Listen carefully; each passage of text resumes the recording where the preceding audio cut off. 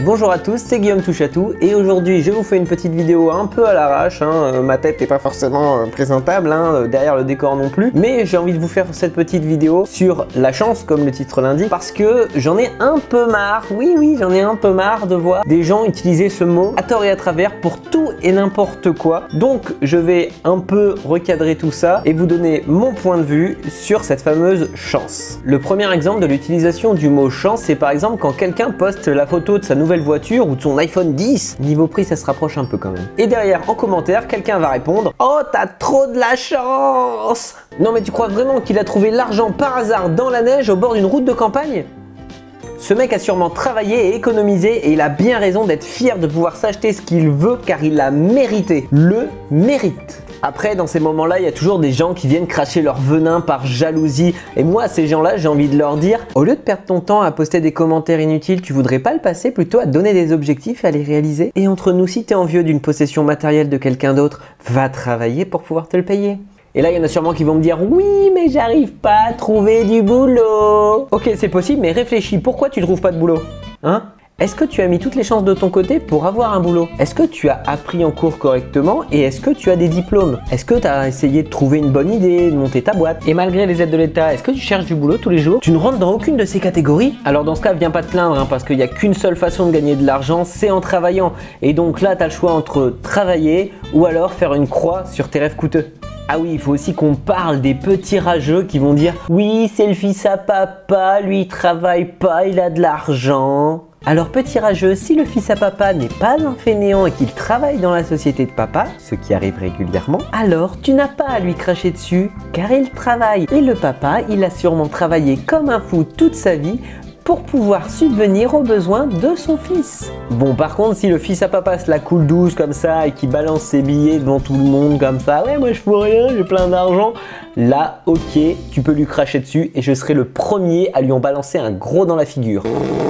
Ah oui, j'ai un autre exemple aussi, vous devez savoir que je suis passionné de voyage au vu des vidéos sur ma chaîne. Ah non, c'est vrai, presque personne ne le sait étant donné que je n'ai pas la chance d'être connu. Vous comprenez à quel point c'est stupide, Donc je disais, je suis passionné de voyage et je fais donc partie de tout un tas de groupes sur Facebook sur le sujet. Et bien là aussi, je vois plein de personnes prônant la chance à tout va. L'exemple classique, c'est quand quelqu'un vient poster une photo de ses vacances dans les îles, en plein soleil, sur le sable, tranquille sur la plage, et que quelqu'un derrière vient dire « Oh, t'as trop de la chance !» Non, cette personne a très probablement travaillé et économisé pour pouvoir se payer son rêve de voyage. On en revient encore au même exemple que l'iPhone de tout à l'heure. D'ailleurs, il y a plein de personnes qui partent en voyage sans argent, ça s'appelle voyager et non partir en vacances. Nuance. Après, si tu veux partir dans des hôtels 1000 étoiles, libre à toi, mais retourne au début de la vidéo, je te dis ce qu'il faut faire. Ah, et puis petit conseil bonus pour les voyageurs, si tu es un voyageur et qu'il te faut un minimum d'aisance en voyage, rien ne t'empêche de travailler à l'étranger. Du coup, tu voyages tout en travaillant, mais tu as un minimum de confort, tout va bien pour toi. Après, il y a des personnes qui vont me dire qu'elles sont heureuses dans leur boulot et que leur boulot ne leur permet pas de réaliser leurs rêves. Dans cette situation, c'est à toi de choisir ce que tu as envie de te dire dans 20 ans. Est-ce que tu as envie de te dire « J'ai travaillé comme un dingue » ou alors « J'ai réalisé mes rêves ». Tout est une question de choix. Et ce choix, il t'appartient. Alors maintenant, je vais parler des gens qui essayent de contre-argumenter quand je leur dis que ce n'est pas une question de chance, mais une question de volonté. Souvent, ces gens-là me disent « Non, mais c'est de la chance parce qu'en fait, tu vis en France, tu comprends, dans un pays qui est ultra développé, qui est assez riche quand même, alors qu'il y a des gens qui vivent dans des pays pauvres, donc tu as quand même de la chance par rapport à eux. » Je crois que tu fais juste une fixette sur l'argent, Ta devise, ça doit être « L'argent fait le bonheur ». Si t'es pas heureux parce que t'as pas d'argent, je te l'ai dit tout à l'heure, va travailler. Et puis qui te dit que les personnes des pays pauvres pensent qu'on a de la chance? T'as des preuves? Tu sais qu'il y a des personnes qui vivent dans le bonheur sans forcément beaucoup d'argent, juste avec leur famille et leurs amis. D'ailleurs, ça me fait penser à une petite anecdote qu'on m'a racontée il y a quelques années sur un petit village perdu au milieu de nulle part, qui ne possédait pas de technologie, qui vivait donc comme à l'ancienne, à l'ancien temps. Et du coup, ils cultivaient leur propre nourriture et tout ça. Enfin bref, ils vivaient en parfaite harmonie tous ensemble. Il n'y avait pas de tourisme. Et un jour, quelques voyageurs ont découvert ce village. Et donc ces voyageurs ont rencontré les villageois. Ils ont réussi à communiquer d'une manière ou d'une autre. Et le retour de ces voyageurs, c'était que dans ce village, les gens étaient ultra heureux. C'était paisible, c'était magnifique. Et du coup, ça a créé un engouement pour ce village. Le tourisme de masse est malheureusement arrivé. Ils ont commencé à leur montrer leurs iPhones, leurs jeux, etc. Toute leur électronique, appareils photo et tout ça. Et ces personnes qui vivaient reculées de la technologie ont forcément été éblouies par toute cette technologie et ils ont voulu l'approprier. On leur a donc dit que c'était dans les grandes villes, qu'il fallait travailler, qu'il fallait avoir de l'argent pour se l'acheter. Ils sont donc partis progressivement dans les grandes villes aux alentours pour travailler, pour gagner de l'argent et pour pouvoir se payer cette technologie qui les illumine tant. Enfin, ils savaient pas ce que c'était, hein, ils voyaient juste que c'était fun comme ça. Donc du coup, ils ont quasiment tous quitté leur village. Je pense qu'à l'heure actuelle, ils ont probablement tous quitté leur village. Et le village du coup a été complètement ouvert, vu que plus défendu par sa population, qui avait un peu déserté. Donc il a été ouvert au tourisme de masse, donc impossible pour les villageois de revenir.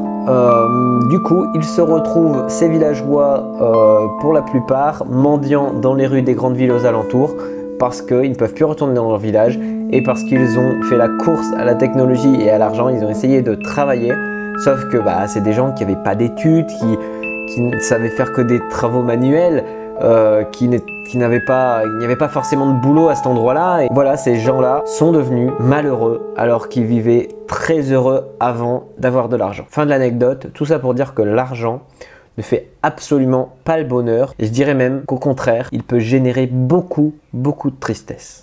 Ah, et pour changer complètement de sujet, on va prendre encore un autre exemple. C'est si je suis sur le trottoir en train de marcher et que là, un piano vient s'écraser juste à côté de moi et exploser le trottoir. Si je suis filmé à ce moment-là et que je tombe sur internet, le titre de la vidéo, ça va être « L'homme le plus chanceux du monde ». Non, je n'étais pas en dessous de ce piano car une suite d'actions depuis le début de ma vie ont fait que je me suis retrouvé exactement à cet endroit-là du trottoir, sur ce lieu qui n'est pas l'endroit du trottoir où le piano s'est écrasé. Si c'est de la chance, ça signifierait que le monde entier a de la chance de ne pas s'être retrouvé sous ce piano à ce moment-là. Oui, parce que qui sait, peut-être qu'un Chinois, sur un coup de tête, se serait dit « Tiens, je vais aller en vacances dans ma ville et je vais aller faire les boutiques et puis voilà, et puis j'arrive sur ce trottoir, comme par hasard, hein, j'arrive sur ce trottoir et je me prends le piano sur le coin du nez. » Ce mec a de la chance du coup de ne pas avoir eu envie de partir en vacances à ce moment-là. Pour finir, parce que je crois que j'ai plus d'autres exemples, je vais parler des maladies. On dit souvent qu'une personne qui est malade n'a pas de chance d'être malade, que ce soit une maladie grave ou pas, hein. Moi j'ai envie de dire, c'est juste la vie. Depuis que la vie existe sur Terre, il y a des maladies. C'est la vie, c'est juste comme ça. Et derrière, on va pas aller dire aussi à quelqu'un qui a été guéri, t'as de la chance d'avoir été guéri ou t'as de la chance que le médecin ait trouvé un remède. Non, c'est soit son corps, le corps humain, donc la vie encore une fois, qui a pu se défendre contre cette maladie, soit des médecins, des scientifiques, des chercheurs qui ont trouvé par leur travail et non par chance un remède à la maladie. C'est une question de travail, de volonté et c'est une question de vie aussi.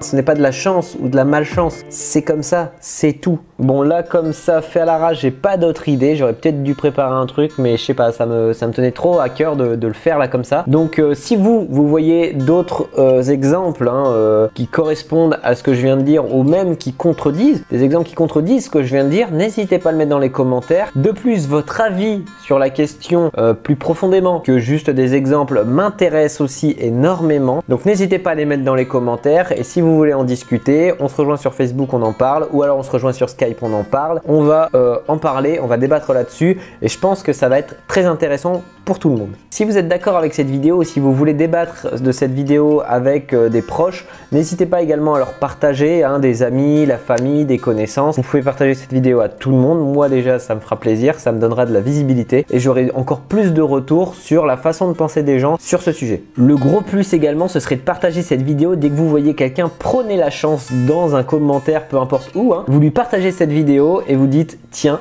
tout est expliqué ». Donc, voilà, je vous remercie d'avance pour tous vos partages, tout ce que vous pouvez faire pour moi, les commentaires. N'hésitez pas également à mettre un pouce bleu si vous êtes d'accord, et si vous n'êtes pas d'accord, vous mettez un pouce rouge, mais dites-moi au moins dans les commentaires le pourquoi du pouce bleu et le pourquoi du pouce rouge. Si vous êtes en partie aussi d'accord avec moi, parce que c'est possible, n'hésitez pas à me le dire aussi dans les commentaires. Je répondrai et je suis complètement ouvert au débat. Je veux approfondir si possible ce sujet avec vous. Et surtout n'oubliez pas que dans la vie, la principale personne qui peut vous permettre d'avancer, c'est vous-même. Sur ce, plein de bonheur, d'amour et de volonté de réussir à vous tous. Ciao!